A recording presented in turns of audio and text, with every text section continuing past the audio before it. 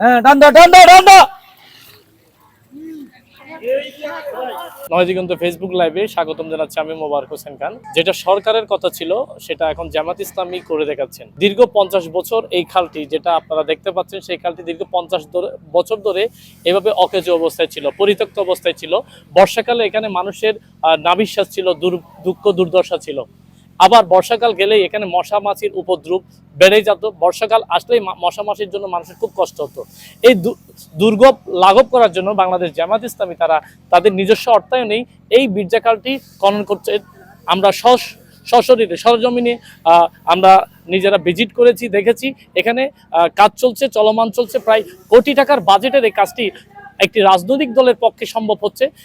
ও রাজনৈতিক দলের অনেক নেতাকর্মী যেভাবে এগিয়ে আসছেন, বাংলাদেশ জামাত ইসলামী যেভাবে এগিয়ে আসছেন, সেভাবে যদি অন্যান্য স্বেচ্ছাসেবী সংগঠন এবং এনজিও আছে, তারা সবাই যদি এই ধরনের মানবিক কাজগুলো করে, তাহলে বাংলাদেশের যে আমূল পরিবর্তন সেটা সম্ভব। এটা সুন্দর একটা উদ্যোগ নিছে। যেহেতু সরকারের পাশাপাশি এখন জামাত ইসলামও এলাকায় নেমে রাস্তাঘাট, আবার আপনার খাল খনন, নালা নর্দমা সাফ করতেছে। এগুলো খুব ভালো হইতেছে। আমাদের সবার জন্য ওটা উপকার হবে, মশা মাছির থেকে বাঁচবো।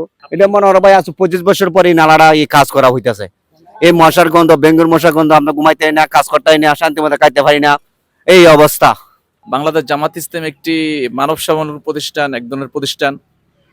মানুষের জন্য তারা আন্দোলন করে, মানুষের কাজ আল্লাহ সন্তুষ্টির জন্য করা হয়।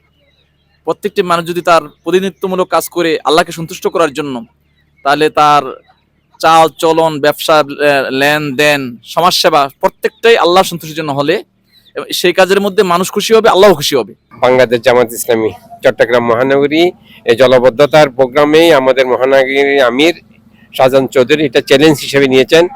কারণ ওনারা কোটি কোটি টাকা বাজেট করে, উনি বলছেন যে এখানে এত টাকা খরচ করার বিষয় না, এটা আমি দেখি যাই আমি করতে পারি কিনা। সেই হিসেবে উনি একটা চ্যালেঞ্জ হিসেবে নিয়েছেন এটাকে। তো আমি মনে করি এলাকার মানুষদের সহযোগিতা করা দরকার, এই উদ্যোগের সাথে সবাই সহমর্মিতা প্রকাশ করা দরকার। এবং যে সমস্ত এনজিও সংস্থাগুলো রয়েছে, বিশেষভাবে স্বেচ্ছাসেবী সংগঠনগুলো, এদেরও আগে আসা দরকার এই জাতীয় কাজের ক্ষেত্রে।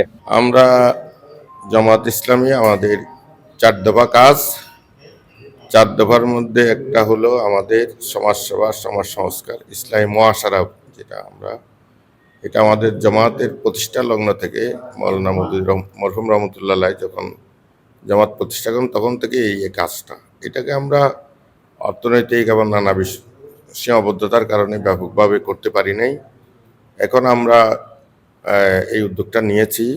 আমরা রাজনৈতিক দলের মূল কাজটাই হলো আসলে জনগণের খেদমত করা, জনগণকে প্রশিক্ষিত করা, জনগণকে নানা বিষয়ে সচেতন করা, জনমত তৈরি করা।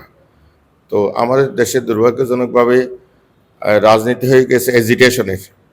বিরোধী দলে যারা থাকবে এজিটেশন ক্রিয়েট করবে, সরকারের বিরুদ্ধে ভাঙচুর করবে, রাস্তায় গাড়ি পোড়াবে, এটা ওটা, এই জাতীয় এজিটেশন নেগেটিভ কাজগুলোই আমরা দেখেছি। এই জন্যে মনে হয় যে বিরোধী দল মানে হলো এই জাতীয় কাজ।